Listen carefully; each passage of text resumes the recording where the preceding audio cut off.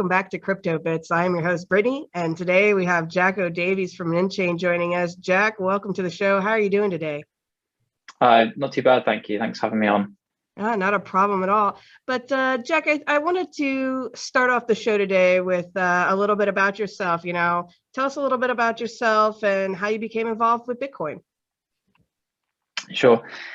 So I kind of got involved almost a little bit by accident and by vocation. So I did a physics degree in university, and then I kind of just went straight into the world of work with a job at nChain. So I kind of knew nothing at all about Bitcoin and blockchain before I started that role.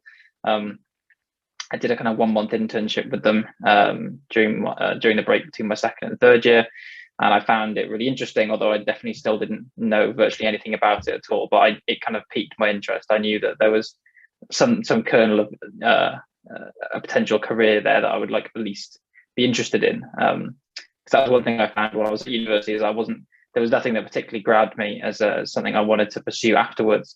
And then this was a kind of very new, burgeoning field, not only from a kind of theoretical standpoint, but also, it's very quick to market. These new ideas happen and they get implemented very quickly.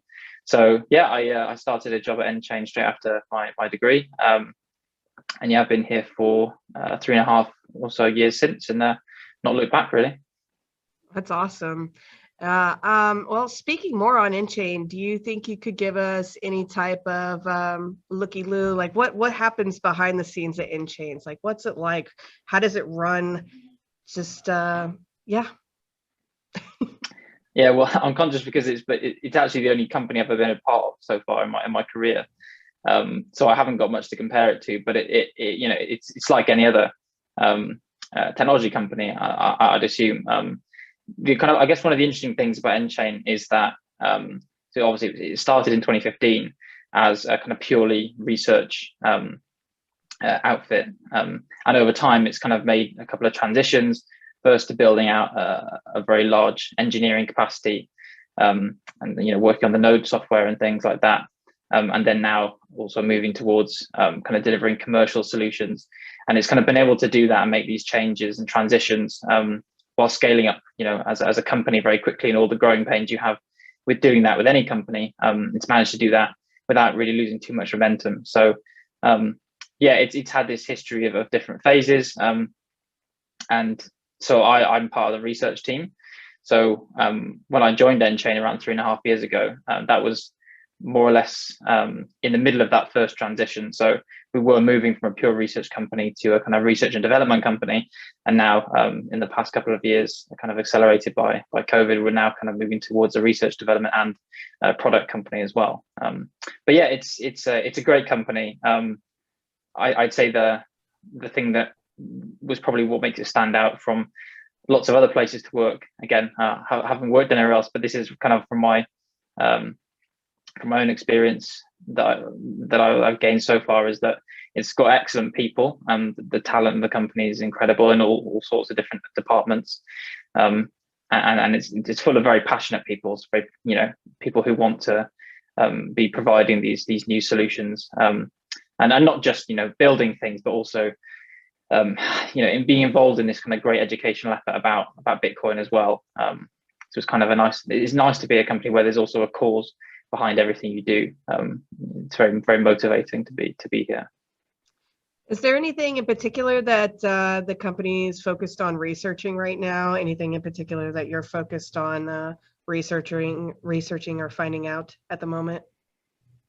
Yeah, it always varies, and our research kind of remit is very broad. So obviously, Craig is very influential in kind of steering a lot of what we look at. But that's another, I guess, aspect of how things have changed over time, is we've moved from doing kind of more purely theoretical research to things that will also touch on engineering problems as well. So we've got kind of different exposure to different sources of problems to solve. I guess one of the more exciting areas is kind of in some of the new areas of cryptography. That's one of the really interesting things we look at in research. So you might have seen recently from one of my colleagues, Dr. Mika Pati.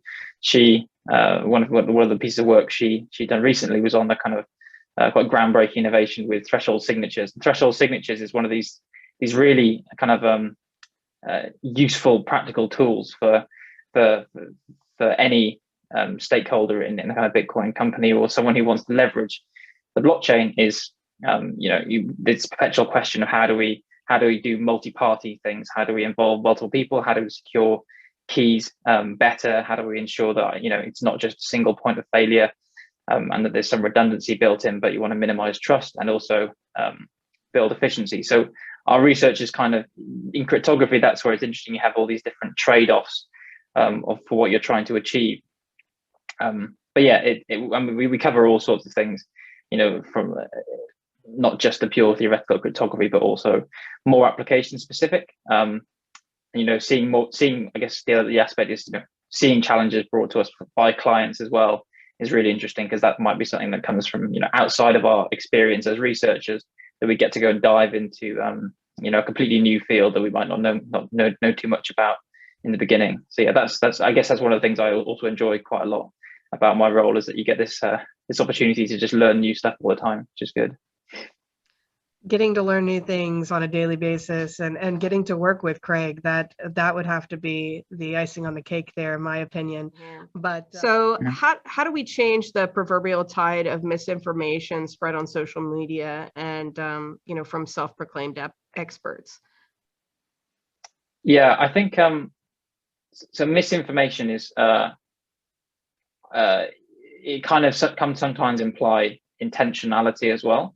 So I kind of take the optimistic, or giving the benefit of the doubt kind of view, that there is the space is so noisy, which is a product of the entire history of Bitcoin, how the kind of space in quotes has evolved over time, the different players involved with various competing interests. Everyone's got their own interest, and that's led to a lot of competing narratives, competing educational efforts. So a lot, I guess, a lot of the information that gets repeated, or that gets used online, I guess, you never know quite, how it's got to that stage, and that's one thing I actually found, coming into nChain and not knowing anything about Bitcoin and kind of learning everything on the job, is that it's got such a mired history that it can be really difficult, and that's one, can be really rewarding as well, to untangle some of those webs, like trying to work out why a certain aspect of the node software works in this way. At what point in history did it change? Is it still the same in BTC now versus BSV and BCH? So all these different questions. So it's, even for someone who thinks that they might know everything, there's always new things, I think, to uncover, and it's very hard to know. It's like having to know both the technology as it stands and the entire history of the technology as it's ever been, to be completely fully equipped in a debate or a conversation, or when you're trying to educate. So you always have to be cautious. You have to give benefit of the doubt a little bit. Sometimes people might not have all the information, because it's very difficult to, pure and simple. That said, I think, so how do we improve the general state of education? How do we get the right messages across, and try and give people the most objective view of what Bitcoin is and how it works, and everything we know about it, in what was intended for it. So I think a lot of what is being done by companies like nChain and the Bitcoin Association and various other companies in the BSV ecosystem, I often think the best approach is just to try and be as dispassionate as possible, and lay out the information again objectively, and just trying to put it in front of people, and let them decide. So I've had so many conversations with people in the past who don't know too much, but they hear that there's this kind of, what is, for most people often start with, what is BSV? And that takes you down, okay, well, you have to contextualize that with what people know typically is BTC. And then this, naturally, very quickly, you get into this conversation about the block size debate or the scaling debate. But what I find is, if you just lay the two arguments of the two sides of that coin out you explain what the philosophy of a kind of small block Bitcoin is and the philosophy of big block Bitcoin, I find that almost 9+ times out of 10, you find that people think it's the common sense approach to do what BSV is doing. So I think just having as many of those kinds of conversations as possible, and trying to make sure that things don't devolve into into kind of tribalism and mudslinging at different people. And I think it can be difficult. Also, one thing I found quite useful in the past couple of years is to try and, not being insular in your own information as well. And it's something that people are increasingly, being aware of, not being in their own kind of media silo on Twitter and Facebook and things, trying to seek out actively some opinions that are outside of your sphere. So, trying to listen with an open mind to people who advocate for the other side, and then trying to hear, well, what are the arguments? Constantly challenging your own perceptions of that. Because not only does that, help improve your own understanding and your ability to then convey that to someone else in the future. But I think it's good to just, be constantly engaging in that. I think that's what BSV has done quite a good job, especially in recent months, of trying to have that engaged conversation more and more, and trying to be this kind of level-headed argument. Like I think I tweeted a year or two ago, just saying pithy, like, BSV is just Bitcoin for adults kind of thing. It's like, it's not about squabbling and being kids about everything. It's kind of just, let's listen to the facts, basically. So I know it's not a specific answer. I think, education can take many forms, and all of them are probably valuable. But I think it's more important just to think about the way you conduct your arguments, basically, I think. No, definitely. I completely agree with that. Well, talking about the community, what do you think it is the community should be focusing right now on in order to help increase adoption? Yeah. So again, I'm not a product guy or anything like that. I'm just a researcher. So I'm conscious of being too academic in how I approach things. But I think it's fairly kind of widely accepted that the best way to achieve anything in business, I suppose, is to kind of focus on maximizing the value that you're offering to someone, to some potential customer, effectively. I think the way that BSV wins is that we have as many applications and service providers creating products and services that solve a genuine problem for people that will entice them. I think, efforts are, in my mind at least, efforts are much better spent on attracting that 99% of the world that currently doesn't know anything on a technical level about Bitcoin, and realistically probably won't, in the same way that most people use the internet now with very, very limited understanding, if any, of how it actually works from an infrastructural and low level perspective. So attracting that 99% of the world to using BSV, because the things you can do on it are that useful. So again, it comes back to utility, and I know this is a refrain we use a lot in BSV, but I think it's true. Like, utility is basically value. You have to create enough value to people, and I think that's what a lot of companies are doing really well in BSV at the minute, is that they're constantly innovating, bringing new products to the market very quickly, and not having to focus on this kind of almost like the crypto coin culture wars. It's not necessarily about you're not trying to convert everyone from one thing to another. You want to be bringing new people in, playing that kind of positive sum game as well. You're providing a lot of value for other people. They bring value into BSV. So yeah, I think, again, not to be, there's people with much better ideas about how to go make a profitable business on BSV than I've got, I'm sure. But I think we're in a good stage now as well, where anyone who has a good idea, there's enough out there that you can go and implement it now. So you have things like the Block Dojo Accelerator. You have all these development tools available now, and it's that's not something that's it could always improve. I'm sure it will improve. And I think we can also be don't necessarily be put off by the fact that these things take such a long time. When it's a kind of, it's a wild market out there at the minute, and we've seen in the past that it can take a long time for the signal in the noise to actually protrude, and it's easy in hindsight to see where the signal is, with the Amazons of the world evolving, coming out of the dot-com boom and bubble, having a few companies emerge as victors because they provided the most value wasn't necessarily completely obvious at the time. So these things do take time, and yeah, I think just focusing on, not always trying to market BSV, and just trying to market the problem they're solving, I think, because lots of unique problems can be solved. I think the potential of micropayments in and of themselves are, I think, a solution to lots of problems that there are in the world currently. So there's lots of those small problems that you could just say, well, we've got a solution for it now, let's just try and build something around that, I think. And there's a lot of space there for people to do that, I think, if they get moving quickly. Absolutely. I like the explanation nonetheless, but I wanted to get into, you have a website, like a blog post, and in an article you wrote, you spoke about the opt-out fallacy. Could you elaborate on your thoughts about this and how it pertains to Bitcoin and the traditional banking systems? Yeah, so this is something I wrote.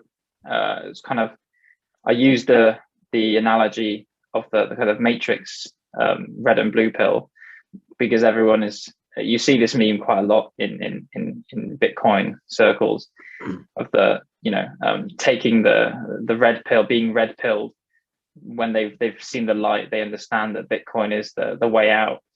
And I think that, to me, is always, I like to try and see as much nuance as possible. I hate if it's overly binary in a situation, and I think that's a false dichotomy. People again, when I say people, I'm saying people who are already in the space and having these kind of wars, right? So again, my blog is very much directed at people who are more in favor of Bitcoin already. But I think of those people, I think it doesn't make sense to me to try and equate using Bitcoin or putting your wealth in Bitcoin with shutting off your avenues from the rest of the world. So I've always thought that the one of the really, you can think of the value of Bitcoin in a number of different ways, and you can categorize. You can say, well, it provides sound money. You can say it allows micropayments. There's two examples. Another would be immutable data, or it provides much better data integrity. But for me, another way of indirectly referencing all those properties is that it just provides new options for doing things. So it provides what I call a credible alternative to things we already have in the world, and we haven't necessarily had these credible alternatives in the past. So one example, if we take micropayments, we've never really had an alternative to the major payment incumbents of the internet. So the PayPals, Visas, MasterCards, the major payment rails that we've used throughout the history of the internet being alive. They've always placed this kind of lower limit on how much you can transact. You could never transact in very small amounts doing these micropayments. So what Bitcoin is doing, in one sense at least, is saying, okay, well, we have a payment system that works. PayPal works. I've used it hundreds of times. I've enjoyed using it. I've used Stripe, etc. That's a credible payment system. But now Bitcoin provides a credible alternative that we can now test what's possible using that. And the reality of the future world in my head will be some split between using systems like Bitcoin and these historical systems we've used in the world. And it's great to be able to use either or at your discretion, basically. So I don't think this idea of opting out, the opt-out fallacy being, if I use Bitcoin, I opt out of fiat currency forever, which is definitely not something I will ever do. I'm quite happy to pay for things in fiat currency, and I can't see that ever changing necessarily. But what I am excited for is, just having this larger space of possibilities available to me because Bitcoin is there. So yeah, I think that was just a kind of a slight rail against people being overly binary in pitting these things against one another. And I think because that can be quite off-putting to people who come into the space, is one of the first things they get confronted with is a lot of the people project politics and worldview and economic view and all sorts of things onto Bitcoin. And you have people who like Bitcoin, and they will look at each other and say like, well, I don't believe what you believe about X, so how can we both be Bitcoiners? And they have kind of this cognitive dissonance about what they believe, and it can get quite frustrating for them. But I think there's no point in it. That's why it's much more useful to talk about BSV in the way we often do at nChain, is or what Craig does, of thinking about it as this infrastructure, this plumbing. You don't need to politicize or project any view onto how the internet works, to use that analogy again, or how our physical infrastructure works in the real world. So I think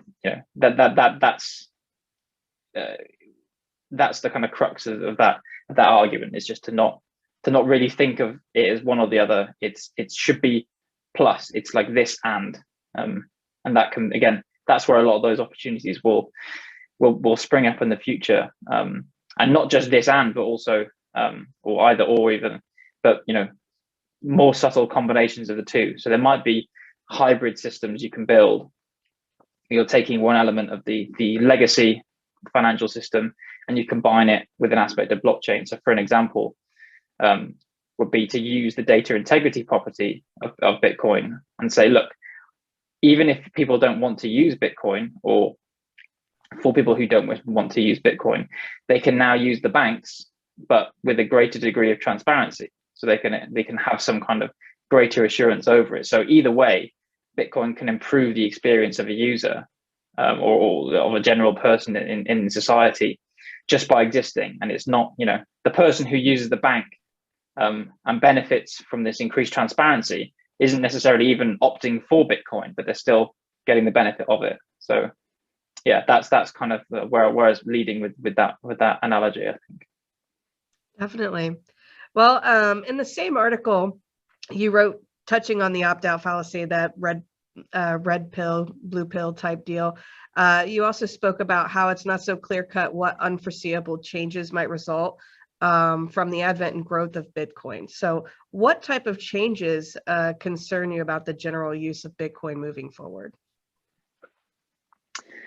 Well, I think, I don't personally have any specific concern myself, but I've seen people, elsewhere put out certain concerns. So, for example, some people worry about, nation states using it for almost like, I think I've seen the argument of like social credit systems, using this new aspect of transparency against people. And that, as an example, that's not an argument that I would subscribe to. I think that, typically when you improve transparency, it tends to benefit the masses and put more pressure on the powers that be to perform well. But that's one argument I've seen in the past. I think, yeah, specific concerns. I mean, yeah, again, I don't.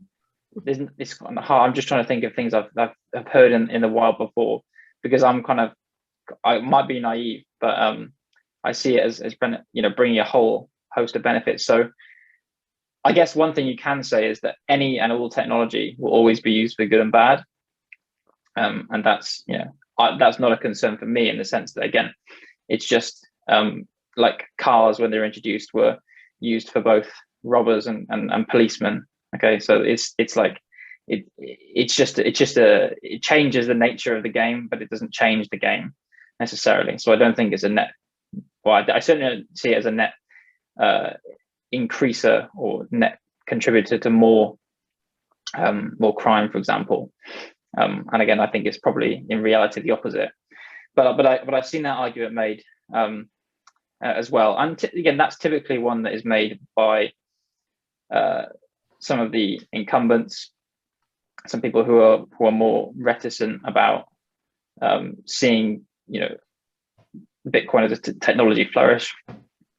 So yeah, I don't necessarily, I can't pinpoint one that I'm personally very concerned about. I think this kind of goes back to the educational point. Again, I think I'm concerned probably about how, I'm concerned about whether or not Bitcoin gets to achieve global scale, really, and whether or not it does. And I'm a firm believer that it can and probably will do, given a long enough time frame. In your opinion, I'm sorry, go ahead.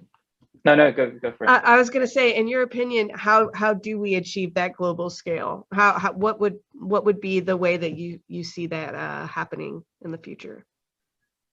Yeah, I think there's probably no one right answer to this, but I think it will come down to making Bitcoin too valuable to leave, or too valuable to go back from, essentially. So in the same sense that lots of technological advances, they occur and then they raise the standard of living such that society wouldn't countenance going back from that. And I think if we can get to a threshold kind of point where it's so obvious how much value Bitcoin provides to people around the world, that going back would represent a significant reduction in the average living experience of someone on Earth. That's, I think, the target. So working out exactly where that value will be provided most quickly and most easily, I think, and proving that value as fast as possible is vital. So, I think one of the things I really love to see, and I think would help achieve global scale, is if a number of countries, for example, ended up using Bitcoin as, again, not necessarily their only currency, but using it and adopting kind of similar to what El Salvador is doing, but using it in a true layer one sense, and not having any restrictions on how people are using it. And I think just having more and more countries being accepting of what the actual value proposition of Bitcoin is. So again, it's, there'll always be this top down and bottom up approaches. The bottom up being, you need to have these apps and these pioneering companies that go out and prove the value to the end user. But then you also need to have this top down kind of slower percolating education piece, where you're getting government level understanding, much larger enterprise understanding of the value proposition. Because again, some like it or not, lots of big technology companies have effectively done that today. So Google has effectively raised the living standard of everyone on Earth, really, in terms of access to information, in my opinion. It's a complete staple of everyone's lives now, if you want to find something out. So that's the power of individual companies to achieve that, with a single innovation, really, with Google. So I think that is potentially the best way, is to have some kind of breakthrough application and use, and the application may already exist. It's, both application and execution. It's both the idea and how well you execute that. So I think in terms of the best way, there is no best way to scale Bitcoin, I don't think. All the work has to be done as well. That's the other kind of, there's the fun stuff and the not so fun stuff. So making sure the infrastructure works and scales, that's the kind of the dog work that needs to be done behind the scenes that a lot of people don't see. But I think the glamorous side of it, those kind of applications for users, that's the other side, and you need them both working in tandem. So again, it's such a complex thing, but the good thing is I don't see any fundamental reason for it not to be achievable. Essentially, I think humans, like what the human population has in time and time again shown that given that kind of value proposition, it can just adopt things over time. So I think Bitcoin's value proposition is more than enough for that eventually. I definitely tend to agree with you on all of that. I don't personally know exactly how it's going to be adopted, but I think you're right on the money there when you said that it's just one of those things where as we move forward as a civilization, it's going to be one of those things that keeps moving us into the future, and living without it later on would be like not having a cell phone, going back to rotary phones. With that being said, though, I do think education is super important, especially educating people, whether it's inside or outside of the community.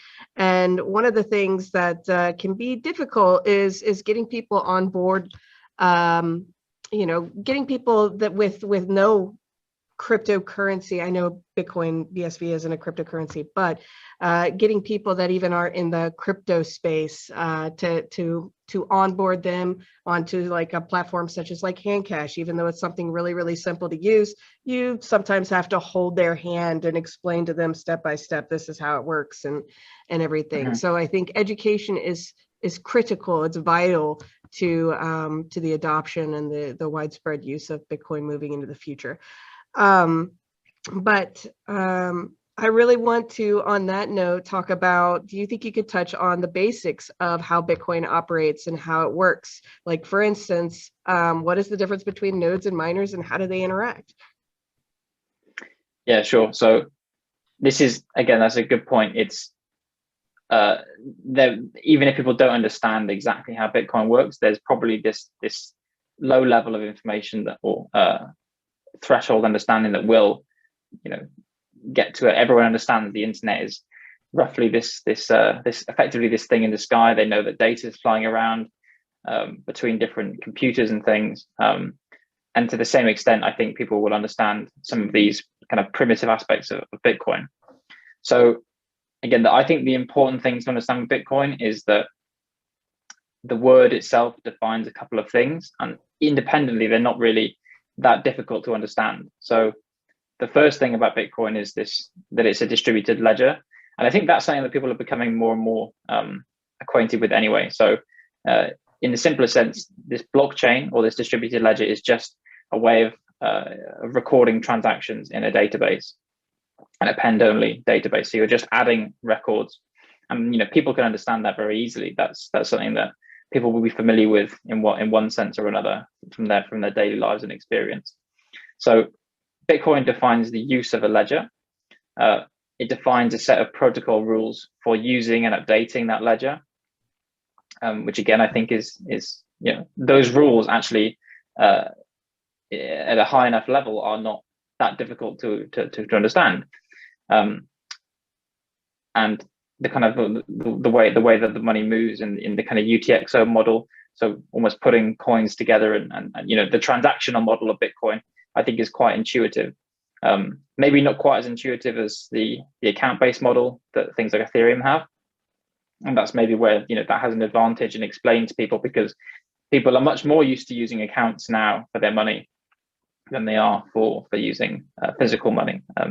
It tends to be the main experience is using accounts, but I think it's still the analog of digital of the UTXO model to using physical cash, notes and coins is still quite strong, and that's one of the things that I tend to use.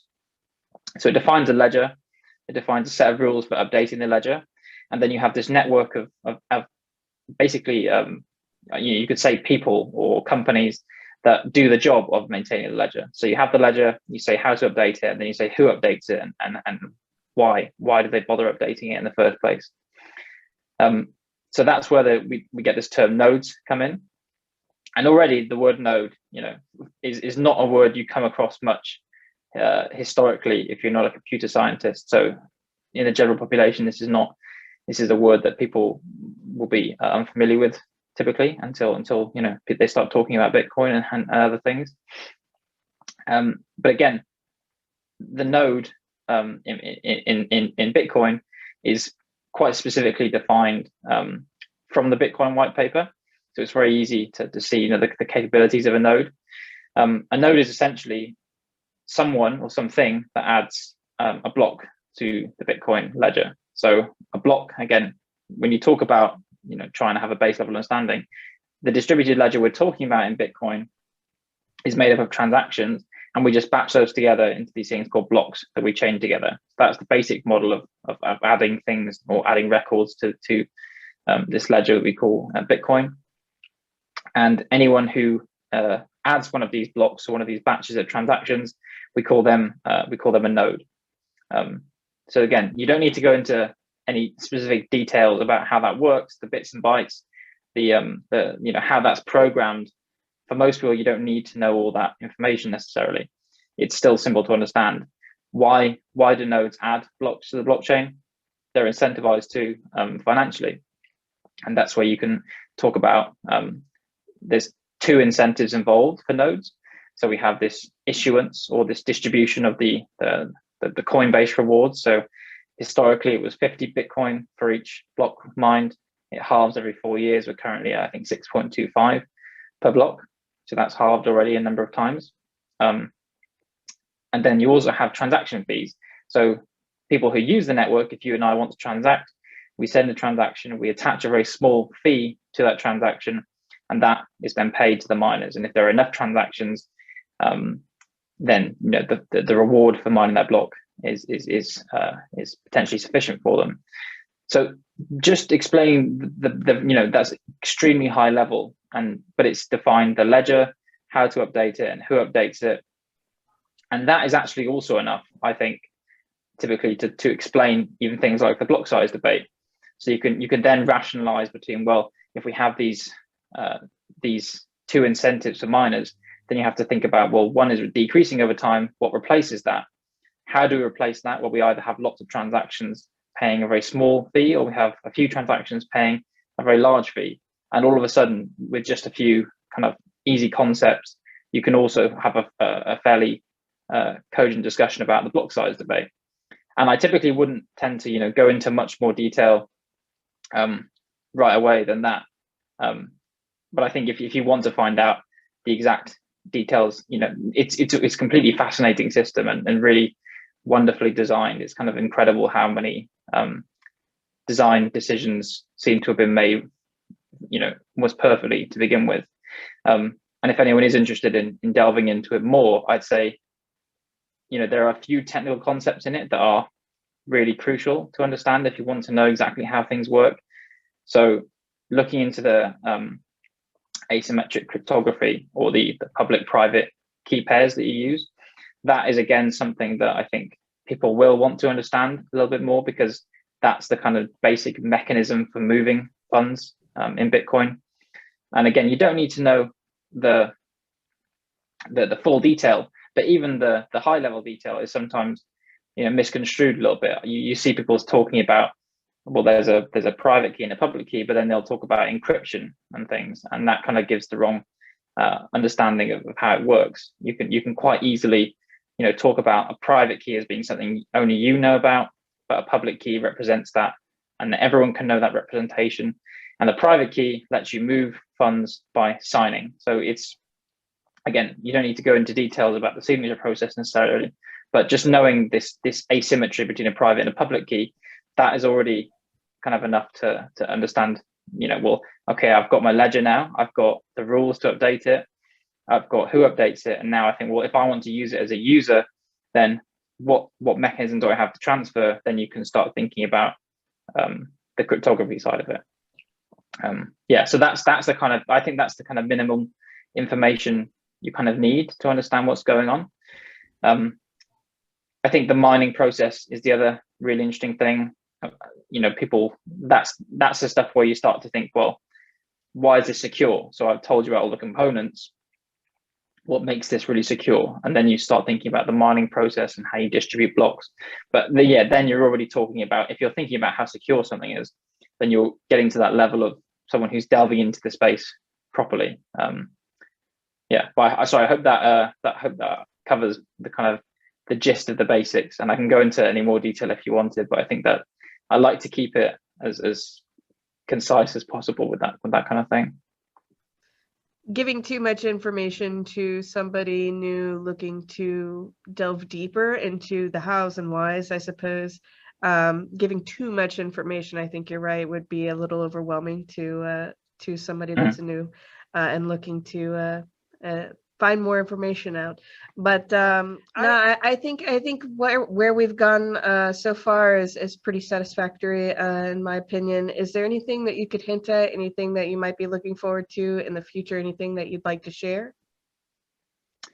Yeah, I think, like we've said, I mean, this whole phase of really scaling Bitcoin and seeing some of the solutions that nChain work on being brought to a wider audience, and not just nChain, but in the ecosystem more broadly, being brought to a larger audience. I think one thing I'm seeing more and more is lots of people doing independent research and waking up to, via BSV, the true value proposition of Bitcoin, and seeing, wow, there's all these things that aren't talked about that much in the mainstream that you can do with the technology. And now I'm seeing so many people getting ideas and starting to run with them, and this is something that I think we're just breaking through that kind of threshold level of understanding that we've been talking about with a lot of people.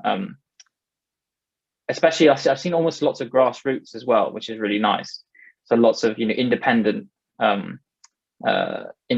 creators and developers who are just starting up projects very quickly. So I think that's really exciting. And then from the nChain side, continuing, as I say, to see what we're doing reach larger audiences.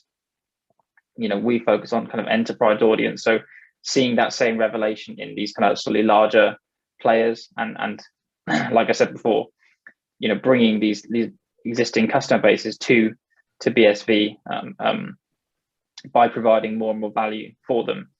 Because I think it's great to show, I think all of us understand in BSV the capability, and we can talk all day about applying these capabilities to industry X, Y, Z, but it's really great to go and actually prove that out in the market and show people the results of that.